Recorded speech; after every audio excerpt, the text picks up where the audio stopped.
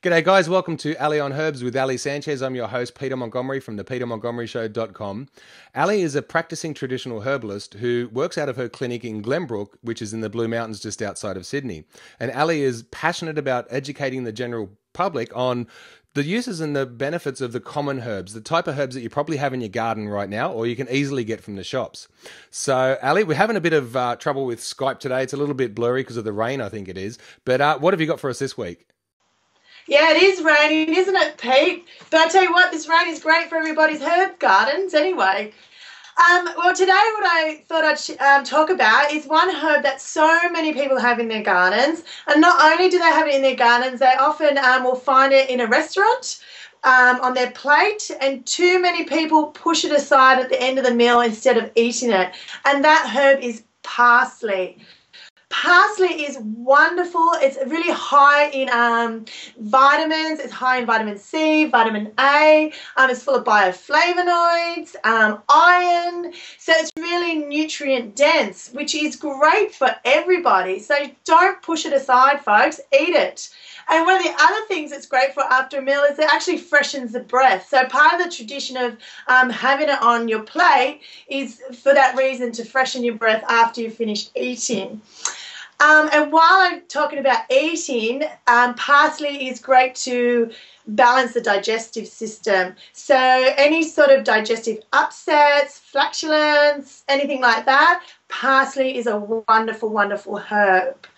Parsley is also used for fluid retention. So if you're somebody that can get a bit of fluid retention, maybe around your periods, or not for the guys, obviously, but any problems with fluid retention, parsley tea, just with made up with the leaves. Again, we've spoken about making infusions with leaves. So about a tablespoon of parsley in with a cup of boiling water. And we always cover it for about 10-15 minutes for your infusions, just to allow the medicinal qualities to soak more into your tea and be released by the plant. So, but the important thing with fluid retention is if you're treating it with parsley at home, it's always important to, visit your local friendly herbalist or any other healthcare professional that you trust, because fluid retention can be a sign of something a little bit more sinister. Not always, but can be. So it is good to double check that too. The other thing I was going to talk about parsley, it's got a long, long history with delayed periods. Again, not for the fellas. Well, hopefully not. That's a whole other issue if you've got that going on. But for women who might have delayed periods, parsley, just in the form of a tea, is great just to help to regulate your cycle. And because it stimulates your menstruation, that's a sign that it's not good in pregnancy. Because obviously when you're pregnant, you don't want to be stimulating your uterus in any way.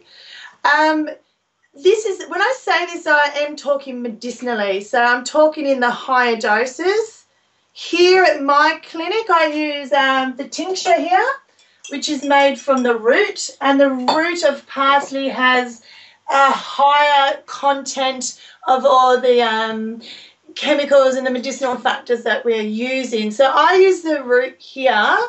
You can make a decoction out of the root at home, but the leaves, parsley is one of those wonderful herbs where you can use the leaves, you can use the seeds, and you can use the root. You can use the whole plant. And in some cultures, particularly from the Middle East, they will throw the whole plant, in a stew or something, root and all, which is fabulous. It's great to, add to your regular diet in that way.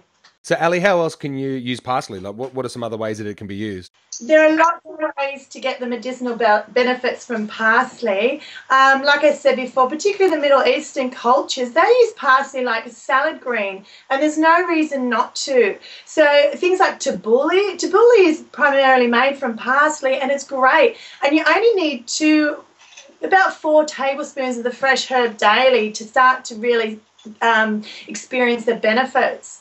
Another way is green smoothies. If you're a fan of green smoothies, throw some parsley in with one of those. And I'm a huge fan, not only of green smoothies, but juicing. Love my juicing. And parsley, again, another easy, simple way to get medicinal benefits from this herb is to put it in your, in your green juice.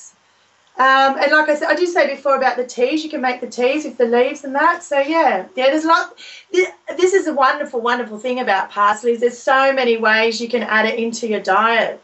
And if you tend to lean towards, being a bit anemic or even a bit run down with the vitamin C, why not? And so what about precautions that people might need to take? Is there anything that people should think about before taking parsley? Like I said before, remember I'm talking medicinally. So don't be paranoid about chewing on the parsley on, your restaurant plate or at home. But when you start using the higher doses, I did mention before pregnancy, we don't want to use it in pregnancy. And also any sort of like kidney inflammation, because it does work with the bladder and stimulating, the fluids around the bladder area. So if there's any kidney inflammation in your health history, you would want to go first to either a herbalist or another health practitioner that you trust before you started using parsley medicinally.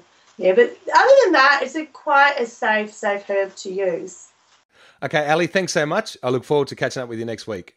Okay, thanks, Pete. I'll see you next week.